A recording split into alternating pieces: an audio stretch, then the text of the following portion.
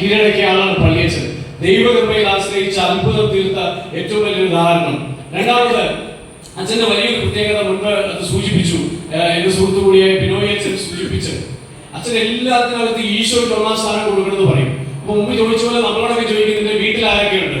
അപ്പൊ നമ്മുടെ വീട്ടിലുള്ളവരുടെ എത്ര പേരുണ്ടെന്ന് ചോദിക്കുക, എണ്ണ പറയും, ആരൊക്കെയാന്ന് ചോദിക്കുമ്പോൾ നമ്മൾ പറയുമ്പോൾ അപ്പനമ്മ സഹോദരങ്ങൾ പറഞ്ഞു കഴിയുമ്പോൾ വന്നിട്ട് ഇങ്ങനെ നുള്ളി പറിച്ചിട്ട്, അപ്പൊ ഈശോ എവിടെ പോയടാ, നിനക്ക് ഈശോ എവിടെ പോയടാന്ന് പറഞ്ഞു ഭയങ്കര നുള്ളിപ്പറയാ.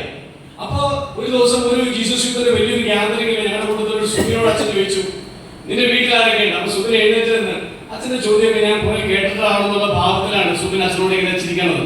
എന്നിട്ട് സുഖിൻ വീട്ടിലുള്ളവരുടെ പേരൊക്കെ പറഞ്ഞ് അവസാനം ജയിച്ചെന്നുള്ള വേണ്ടി അവസാനം അവൻ പറഞ്ഞു ഈശോ. എന്നിട്ട് അവൻ ഇങ്ങനെ നോക്കി. അപ്പൊ അച്ഛൻ നടന്ന് സ്റ്റെപ്പ് കയറി ചെറിയ സ്റ്റെപ്പുകൾ ഓടിക്കൊണ്ട് അവന്റെ അടുത്തേക്ക് ഇങ്ങനെ പോവാ. അപ്പൊ ഞങ്ങളൊക്കെ വിചാരിച്ച് എന്നാ പറ്റിയ പോയി ഇങ്ങനെ പിച്ചിക്കൊണ്ട് ചോദിക്കുക, നിനക്ക് ഈശോ അവസാനല്ലേ, നിനക്ക് ഈശോ അവസാനല്ലേ? വിട്ടൂല അച്ഛൻ. കാരണം ഈശോയ്ക്ക് ഒന്നാം സ്ഥാനം കൊടുക്കുക എന്ന് പറയുന്ന അച്ഛനോട് നിർബന്ധമുള്ള കാര്യമാണ്. ഞാൻ മൂന്നാമത്തെ കാര്യം, അച്ഛൻ സ്നേഹിക്കുകയും വളരെ കാർക്കശ്യം ഒരുപോലെ കൊണ്ടു നടന്ന ഇന്നലെ അച്ഛന്മാരോട് പറയുന്നത് കേട്ട് അത് കൃത്യമായ കാര്യമാണ്. പക്ഷെ ഇത്രയും സ്നേഹവും കാർക്കശ്യവും ഒക്കെ സൂക്ഷിക്കുന്ന ഒരാള് യുവജനങ്ങളെ എങ്ങനെയാ കീഴടക്കിയത്? അത് വളരെ രസകരമായ ഒരു കാര്യമാണ്. അച്ഛൻ അതുപോലെ ഞങ്ങളുടെ കൂടെ കുട്ടകളി. ഞാൻ കുഞ്ഞ് ഇൻസിഡന്റ് ആരാമറമ്പിൽ പിതാവിനെ കൂടി പറഞ്ഞതുകൊണ്ട് പറയുക, മൂന്നാറിൽ ജീസസ് യൂത്തിന്റെ ഇന്റർനാഷണൽ കൗൺസിൽ മീറ്റിംഗ് നടക്കുക. അപ്പൊ മൂന്നാറിൽ ടൗണിലുള്ള വിജയപുരം പള്ളിയിലാണ് മീറ്റിംഗ്.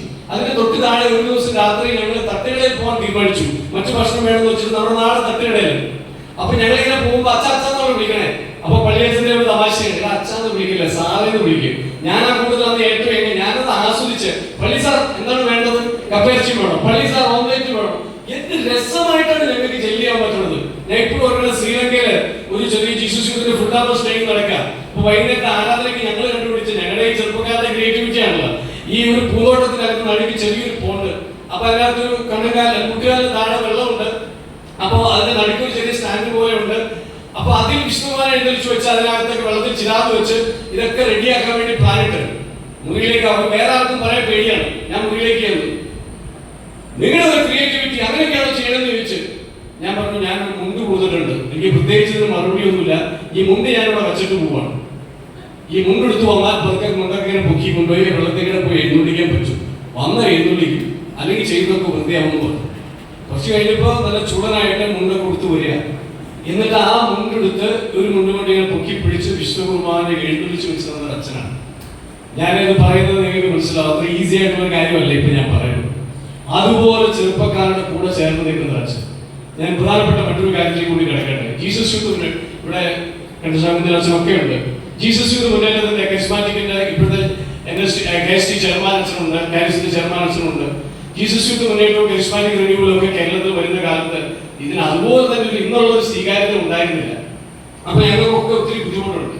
അത് മാത്രമല്ല, ഇന്ന് പോലും അൽമായ പ്രേക്ഷിതത്വങ്ങൾക്ക് അൽമായരെ മുഴുവൻ സമയം പ്രേക്ഷിതരായി ഇറങ്ങുന്നത് പൂർണ്ണമായും സ്വീകരിക്കപ്പെടാത്ത ഒരു സാഹചര്യത്തിലാണ് നമ്മൾ ജീവിക്കുന്നത്. അപ്പൊ അന്നൊക്കെ ഈ ജീസസ് യൂത്ത് പറയുന്നത്, കരിസ്മാറ്റിക് എന്ന് പറയുന്നത് അത്ര സ്വീകാര്യമില്ലാത്ത ഒരു സമയത്ത് ഞാനല്ല, എന്നേക്കാൾ മുതിർന്ന ചേട്ടന്മാർ, എനിക്ക് പോലും, ഞാൻ 35 വർഷമായി ഇതിൽ വന്നിട്ട്, മുതിർന്ന ആളുകൾക്കൊക്കെ വീട് വിട്ടിറങ്ങാനും ഇത്തരം കാര്യങ്ങൾക്ക് വേണ്ടി പോകാനും ഒക്കെ പലപ്പോഴും പല സ്ഥലത്തുനിന്നും അങ്ങനെ ഒരു സപ്പോർട്ട് വരാത്തപ്പോ വീട്ടുകാരുടെ മുമ്പിലും ഒരുപക്ഷെ ഇടവക വികാരിയോട് പറയാനും ചുറ്റുമുള്ളവരോട് പറയാനും ഒക്കെ ഞങ്ങൾക്കുണ്ടായിരുന്ന സഭയുടെ ഫേസ് എന്ന് പറയുന്നത് അത് ഫാദർ എബ്രഹാം പള്ളിവാതിക്കൽ SJ ആയിരുന്നു. അച്ഛനുണ്ടെന്ന് പറയുന്നത് ഞങ്ങളുടെ വീട്ടുകാർക്ക് ഒരു ബലമായിരുന്നു. ധാരാളം പിതാക്കന്മാരുടെ അടുത്ത് ഞങ്ങളെ കൂട്ടിക്കൊണ്ടു പോയിട്ടുണ്ട്. ഞാൻ എപ്പോഴും ഓർക്കുന്നു, കേരളത്തിലെ ഒരു കോളേജിൽ ജീസസ് യൂത്തിന്റെ ഒരു പ്രോഗ്രാം നടത്തുന്ന ഒരു ഡെസ്ക് ബെഞ്ചൊക്കെ ഓടിക്കും.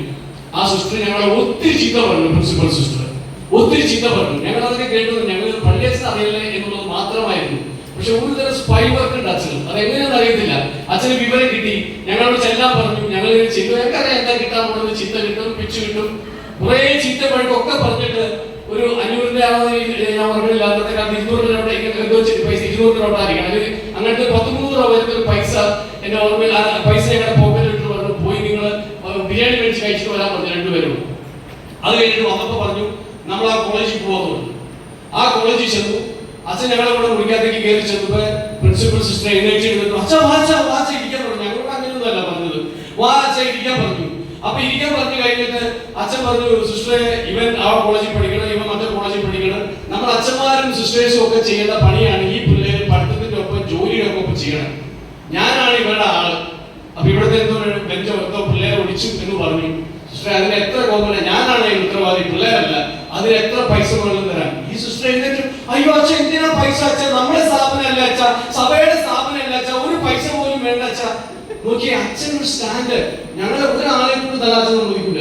ഞാൻ പറഞ്ഞ അതിനെ തലത്തോടെ മനസ്സിലായല്ലോ. അച്ഛൻ അതിന്റെ ഓണർഷിപ്പ് എടുക്കുക. ഉണ്ടായ കാര്യം തെറ്റ് തന്നെയാണ്, ഡെസ്ക് ഒടിഞ്ഞത് ബെഞ്ച് ഒടിഞ്ഞത് തെറ്റാണ്, അതിനുള്ള എല്ലാ ശിക്ഷ പഠിക്കും ഞങ്ങൾക്ക് തന്നു. എന്നിട്ട് അച്ഛൻ ഞങ്ങളെ കൊണ്ടുപോയി ഞങ്ങളെ ചേർത്ത് പിടിക്കുകയാണ്. ഇതാണ് പ്രിയപ്പെട്ട പള്ളിയച്ഛൻ. ഞാൻ എവിടെ പോകുന്നതിന് മുമ്പ് അച്ഛന് മെസ്സേജ് അയക്കും, അച്ഛൻ ഇങ്ങനെ പ്രാർത്ഥിക്കണം എന്ന് പറഞ്ഞ് മെസ്സേജ് അയക്കും. അച്ഛൻ എപ്പോഴും അതിന് റെസ്പോണ്ട് ചെയ്യും, എപ്പോഴും വാട്സാപ്പിൽ അതിന് റെസ്പോണ്ട് ചെയ്യും. ഞാൻ ഒരു കുഞ്ഞിക്കാരോട് പറഞ്ഞു, ഒത്തിരി കാര്യങ്ങൾ എനിക്ക് പറയാനുണ്ട്, കുഞ്ഞിക്കാരോട് പറഞ്ഞിട്ട് നിർത്തുവാണ്, സമയം കുറച്ച് പോയി എന്ന് ഞങ്ങൾക്ക് മനസ്സിലാവുന്നുണ്ട്. കുഞ്ഞിക്കാര്യത്തേ ഉള്ളൂ. ഞാൻ അച്ഛൻ എവിടെയെങ്കിലുമൊക്കെ യാത്ര ചെയ്യണമെങ്കിൽ നടന്നു പോകാവുന്ന ദൂരത്ത് അച്ഛൻ ഒരിക്കലും ഓട്ടോ പിടിക്കില്ല. അതിന് ഏറ്റവും വലിയ ഉദാഹരണം കളമശ്ശേരി HM3 ജംഗ്ഷനിൽ ജീസസ് യൂത്തുകാരെല്ലാം ഓട്ടോ പിടിച്ച എമ്മാവൂസ് പോകുന്നതാണ്.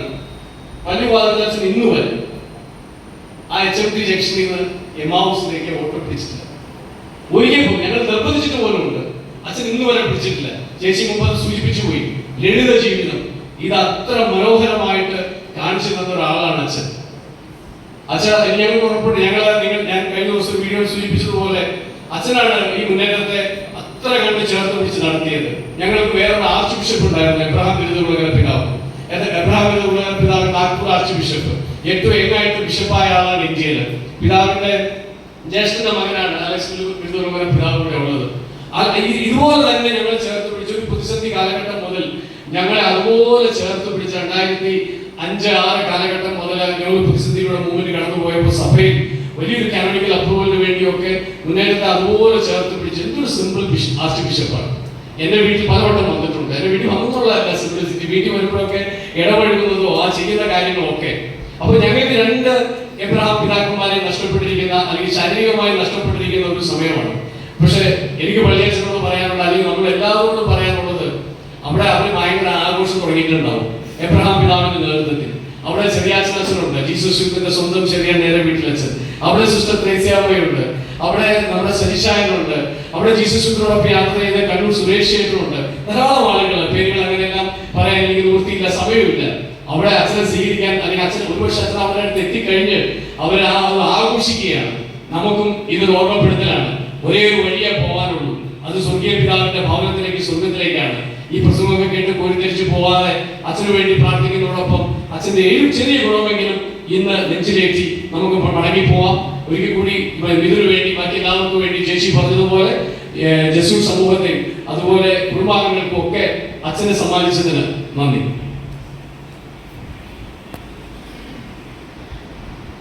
പള്ളിവാതിലെ ശ്രീ കുറിച്ച് ദീപ്തമായ ഓർമ്മകൾ പങ്കുവെച്ച എല്ലാവർക്കും